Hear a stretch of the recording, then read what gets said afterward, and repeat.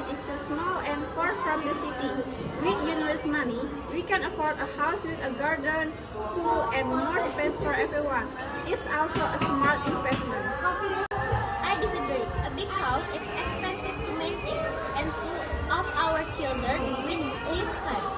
We should save the money invest in gold and diamond and prepare for the children university fees instead. I don't think that's right. This is an incredible chance to do something exciting. We're all life such humdrum never up to now. Let's travel around Europe our family. It will be unforgettable. We've lived being life. This could be our big adventure. I think we're being selfish. Many people around us need help.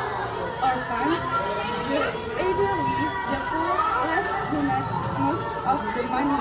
That would be the most meaningful piece.